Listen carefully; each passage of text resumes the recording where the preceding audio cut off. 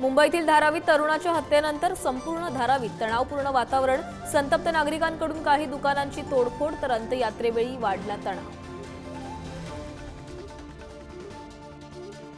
अकोल्यात अमोल मिटकरींची गाडी मनसे कार्यकर्त्यांनी फोडली। राज ठाकरेंवर केलेल्या टीकेनंतर मनसैनिक आक्रमक।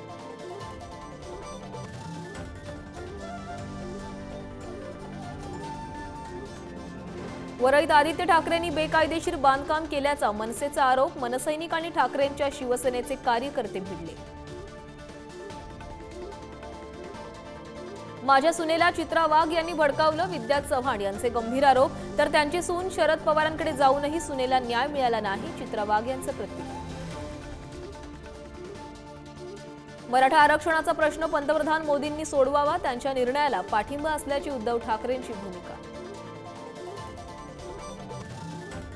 एकनाथ शिंदे अजित पवार वेषांतर करून नाव बदलून दिल्लीत जातात। एअरपोर्ट सुरक्षेवरून संजय राऊतांचा हल्लाबोल, तर शिंदे मौलवीच्या वेशात जात असल्याचाही दावा।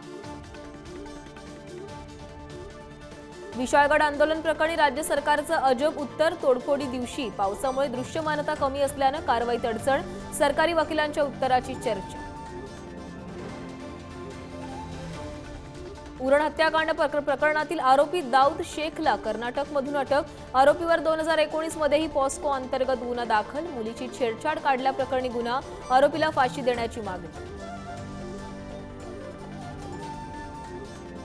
सांगलीत पावसानं उसंत घेतली असली तरी कृष्णेच्या पाणी पातळीत पुन्हा वाढ। कृष्णा नदीची पाणी पातळी आता 39.5 फुटांवर, नदीकाठच्या गावांना फटका। ऑलिम्पिकमध्ये भारताच्या खात्यात आणखी एक मेडल। मनु भाकर, सरबजोत सिंग यांनी जिंकलं कांस्य पदक। 10 मीटर एअर पिस्तल मिक्स टीममध्ये कांस्य पदकाची कमाई।